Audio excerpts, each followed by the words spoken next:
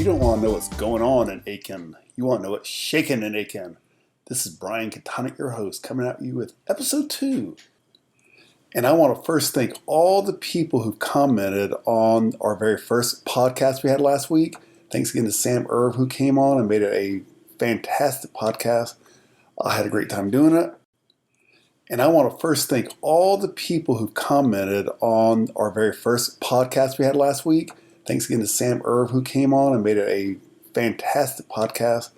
I had a great time doing it. And I got so many great reactions. And in fact, folks, happy to say we are now, after 1 week, we are now the number 1 rated podcast about Aiken. Now, we're the only podcast about Aiken, but that does make us number 1. Now, it's funny. I'm learning all about this podcast world almost every day. And I use a host site called Podbean that puts up the podcast on almost every platform there is. And I had no idea how many different podcast hosting platforms there are. And for most of them, I broadcast the podcast, and about the 1 or 2 hours afterwards, it showed up and said, hey, you're on Spotify, you're on this, you're on that. Apple Music, it said that it takes 3 to 5 days for the podcast to show up. It still hasn't shown up. So, if you don't get a link from this some way, for now, go to Spotify. It doesn't cost anything. It's actually my preferred podcasting platform. So today, I usually start off with a little news about Aiken, but I want to talk about gas prices. So July 4th week's coming. A lot of people are going to go to the beach, the mountains, whatever, and that means filling up gas, and we all know how expensive gas has been. So many of you who watched my video saw I did a little case study a few weeks ago. Went around about 10 gas stations in town and checked out to see who had the best prices. So if you're one of those people that you have one car, you drive about 15 minutes round trip to work, it's not going to really matter that much to you if gas is 10 or 20 cents different in price. But for me, I've got myself, my wife, 2 girls. I put gas in all of them. I probably use about 50 gallons a week between all our cars. So a 10 to 15 cents difference really does add up. Okay, here's the bottom line, folks. If you buy gas on the south side of Aiken, whether it be Whiskey Road, Pine Log Road, 302, you're paying too much. Most gas prices there right now are between $3.10 up to $3.19. And the reason for that is simple. Most people buy gas near where they live, and most of us live on the south side. We have our quote-unquote neighborhood gas station. For mine, it's the Shell right beside Odell Weeks. Always gotten gas there. Guess what? It's the most expensive. So, look around. Find the best price. So what's our top 3? Number 3, down on Richland Avenue, gas station right beside Sonic. They're going at about $2.98 a gallon. Plus as a bonus, they have great popcorn in there. It's called Circus Popcorn. I get it like every day. It's fantastic. Next, keep going down Richland by Walmart, the Walmart gas station. That's going right now for about $2.95 or so. But the big grand prize winner, the winner chicken dinner, is out close to Sam's, the brand new Parker's gas station. Now, if you don't know Parker's is a very large gas station out of Georgia. They have a lot of stations in Georgia and Florida, and they just came to Aiken a few months ago. So, if you go to Parker's right now, it is $2.91. However, if you get the Parker's card, it doesn't cost anything. Basically, you link your debit card to the Parker's card. It's $2.71. That means for my Shell station or most places on Whiskey Road versus Parker, that's going to save you around 40 cents a gallon. And again, someone like me, if you're putting a lot of gallons in the car, that's going to be a significant savings. So I calculated just for me, I could save well over $800 a year. Is it kind of a pain in the butt to go out there? Yeah, and I'm not going to do it every time. But I'm telling you, when I'm going on a big trip and I need to fill out, I'm going to go to Parker's gas station. So, if you're getting ready for that big trip, take a few minutes, go out there. They also have really good food. You'll be really surprised how good Parker's food is. So check it out. There's actually a couple more popping up in the area. Early on in life, I knew I didn't have the best looking face in the world. Hey, I'll admit it, I have a face made for podcasting. But one thing I always did have was good hair. In fact, I don't have barbershop hair, I have beauty shop hair. So when I want to go to the beauty shop, I go to Blue Cottage Salon and Spa. It's in a historic building in downtown Aiken on Chesterfield Street, and Carrie will take great care of you. Go on in there, tell her you have beauty shop hair too, and she will make you look so good. Give her a call, 803-221-5946. That's Carrie Catonic at Blue Cottage Salon and Spa. Okay, wow, we have a real treat here. Back-to-back weeks. Had two big dogs of Aiken. Last week was Sam Erb, and this week joined by Aiken City Manager Stuart Bedenbaugh. Stuart, thank you so much for coming on the show. Thanks for having me, Brian. Looking forward to our discussion this afternoon. I know. So I didn't tell you this beforehand, but let's get the elephant out of the room. So Stuart's married to the nicest woman in the world, Catherine. They've been married, 25 plus years? 29, yep, 29 okay. years. But I did take Catherine to her senior prom at San Angelo High School back in 1988. But we just went as friends. So I just want to get that out right now. Anyway, so that's right. And we recreated your prom photo with her about a year or 2 years ago. Same stairwell that you took the photo with. So again, it's funny how it's a small world, Brian. That is funny. So in case you don't know, Stuart is a local boy himself. I think you went to Midland Valley, right? I did. I went to Midland Valley High School, graduated in 1986. And then I think after that went USC? I did. I went to the University of South Carolina, graduated. I got a bachelor's degree in 1990 and a master's in 92. Stuart has long ties to helping out the city of Aiken. I think I looked up, you've been there since 2011. Is that correct? That's right. I joined the city as assistant city manager 13 years ago, served in that job for about 7 years, and then became city manager in 2018. I guess for people, most people know, but, Aiken is different than most towns where the mayor runs things. But explain to people what the city manager does. Sure. Aiken has the council manager form of government. Aiken, we have hire city manager. So think of it like a company with a board of directors and a CEO. The board of directors in this case is the city council, and the CEO is the city manager. We have an excellent city council.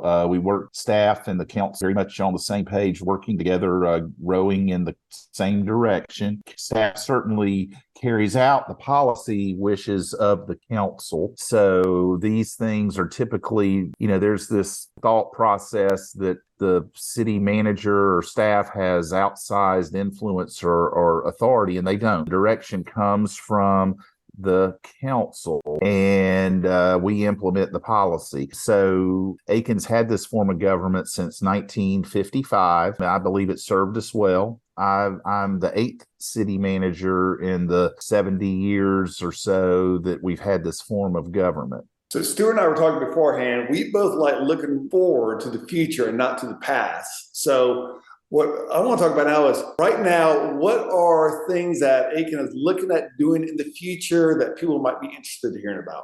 Sure. Well, Aiken certainly has a great history, a community presence to build on. We've got a lot of exciting things. And, Aiken is in a situation most communities would be extremely envious of. We have a dynamic community with a wide mix of residents. We're a very giving and volunteer-based, generous community for various things. But we also have to think forward going ahead. Certainly, what we're seeing is on several fronts. First, the future of the downtown. We have a healthy and vibrant downtown, but again, that's something that you always have to keep working on and nurturing and setting the conditions up that make it favorable to continue. It's a very unique downtown, a lot of one-off, what I would call mom and pop type retail stores, which makes Aiken very attractive and unique. A lot of restaurants and so forth, continuing to ensure that the viability of that essence of our downtown continues, while also understanding what makes the downtown so unique and special. I do believe in the coming year or so, we will see, we'll have a clear picture of the future of the property on the 200 West block of Richland, the Hotel Aiken and related properties. That is certainly one of the key intersections in the entire town, if not the key. I think that we're set up now. We've determined a path forward that I think will bring a solution. I don't know what the solution is right now. It's very much in the early stages of though it will be a solution, and I think the community of the broad consensus of the community can rally behind and be glad to move forward with. I believe a firm that we have marketing the property has a track record of doing similar things and can attract just the right entity here to improve the Hotel Aiken and the related properties is something that we can all be proud of. Our infrastructure is something. The property is being marketed by a outside marketing firm to try to find a prospective buyer for it, correct? That is correct. It is it's Colliers International. This firm was selected. We solicited proposals from firms to market the property, and Colliers gave the best and most compelling proposal, and they've got contract. So, Stuart, besides the hope that the Hotel Aiken will be revitalized and developed, any other major projects that the city's hoping to do in the future downtown? Well, I mean, in terms of, yes, a couple of things. First, we are actively pursuing, I think, what is going to be a very high project, one that, again, a broad consensus of the community is in favor of, and that is a downtown building for the Savannah River National Lab. There are only 17 national labs in the United States, and to have our Savannah River National Lab want to have a presence in our downtown is going to be a positive, substantial thing for our community. It's going to bring a lot of, there will be a consortium there between the University of South Carolina, Clemson, South Carolina State, USC Aiken, Georgia, and Georgia Tech. Along with the intellectual branding and firepower of the lab proper. This is a facility that's going to be located on the 100 Northwest block of Newberry between Barnwell, Richland. Exciting project. The funds to pay for it came from state appropriations that were garnered through a settlement federal government of plutonium lawsuit filed some back earlier this century. That project is going to be very substantial. We'll have approximately 100 employees added to the workforce downtown, that have average salaries well past $100,000. So the spending power will be a boost to the downtown. The cachet, we will be exposing our wonderful community to folks from all over the country, if not the world. And they can see too just how special Aiken is. So we're very excited. Again, this is a project that, most communities would be lining up to have, and it's coming to the city of Aiken. Such an exciting and thrilling project, Brian. Well, and most importantly, besides helping downtown, hopefully some of those people coming to town will want to buy houses through me. So that's just the most important thing. Well, that's on you, but yes, that certainly is a possibility too. The city may not be involved with this at all, but I've seen in the news possibility of some of the old rail lines around Aiken being turned into bike paths. Is that something the city's involved with, or is that a county thing? Well, yes, it depends on the location, but yes, the community is looking at, meaning the city of Aiken, potential path, and we don't mean one necessarily by roadway, but a multi-use path to run from Beverly D. Clyburn Generations Park, which is located on US 1, just on the edge of the city limits before you get to Shaw's Creek, out to our Upper Shaws Creek Preserve, which is north of Interstate 20. Now, that's not a project that's imminent, but we're working on plans trying to get right of way acquired. This will most likely be similar to how the North Augusta Greenway, the first leg of that trail opened up in 1997, I believe, and they're still continuing to add to it years later,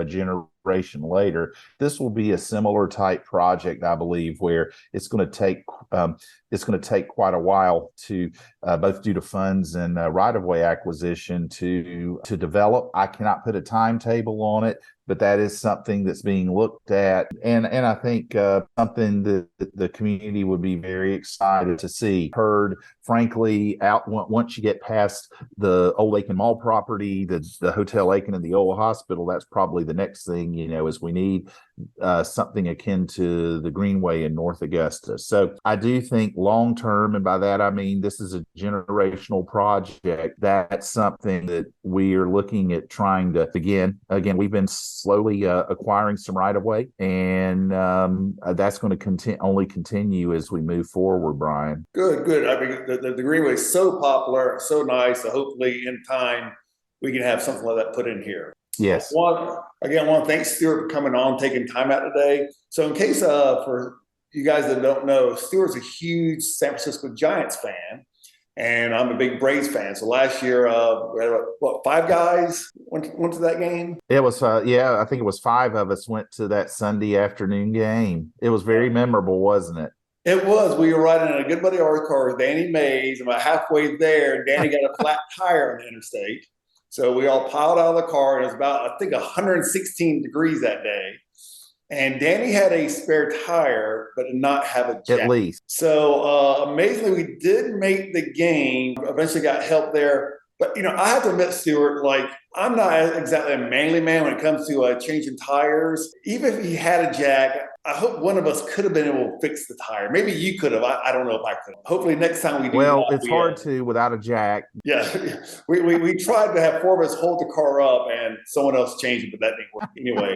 So, hey, Stuart, have a great rest of the day, and thanks for coming on What's Shaking and Aiken. Thanks for this platform, and looking forward to hearing future episodes with you and your guests. Great. All right. Thank you so much.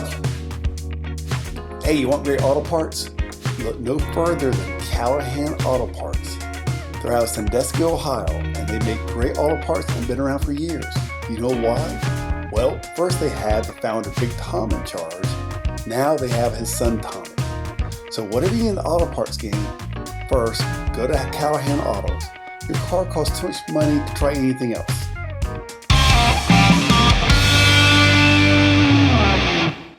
Do you know that playing any kind of sport on Sunday used to be illegal in South Carolina? Yeah, I know we're kind of crazy in this state, but that's true. So South Carolina has always had certain laws regarding things you can do on Sunday called blue laws. And many of you guys are already familiar with them, that it can define when stores can open and shut on Sundays, they sell alcohol on Sundays and things like that.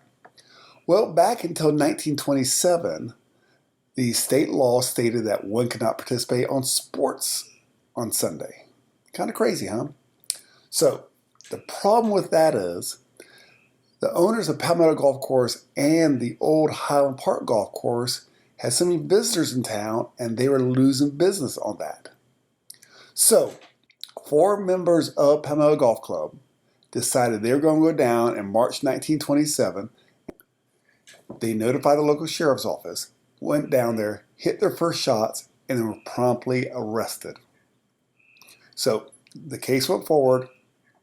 They challenged it and went all the way to the state Supreme Court. And luckily for us, the Supreme Court said, yes, sports is exempt from the blue laws, and people have a right to participate on sports on Sunday.